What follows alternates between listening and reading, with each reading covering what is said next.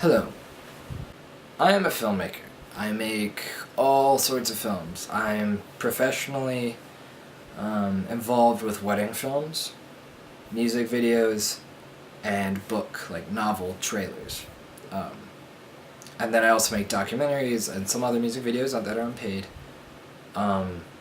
Short films just for my own. I personally love the craft as a whole.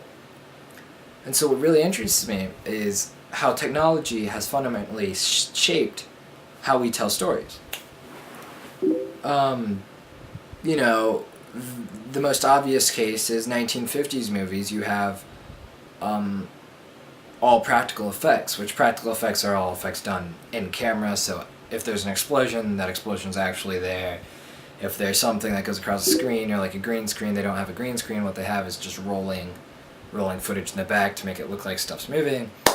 And then now in 2010, you have movies that have vast computer-generated landscapes. I mean, Avatar, that whole movie was computer-generated, yet it looks real.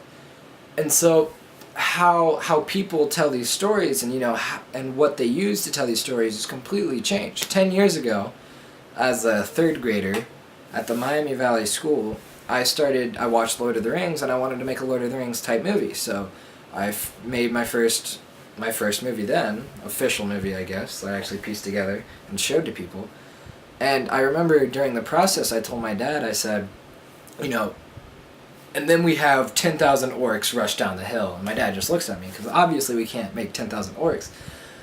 But it's actually getting to the point where beginning filmmakers have just as much access to the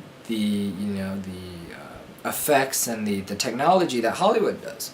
I predict in the next 5 to 10 years it's going to equal out. This fundamentally changing how Hollywood interacts with filmmakers and how filmmakers interact with the world. Because of that technology, it's becoming more accessible to people. More people are able to exercise their dream of becoming a filmmaker, which is great, and it, increases the amount of good stories out there, also increasing the amount of bad stories. But more people can share their perspective. And more people are gravitating towards filmmaking because it gets people's attention, Something that technology has done is it's add an accuracy to your storytelling. Before, you would have to hint to it. As J.J. Abrams said when he grew up watching movies, James Cameron, when James Cameron grew up, he didn't have these giant CGI landscapes. He would have to create it in his head, so he'd paint, he would be reading and stuff. And so in a movie, when they're trying to allude to that, you'd have to imagine it in your head. Now you can just show the audience flat out. This is what I'm talking about. It's right there, and it's attacking our protagonist.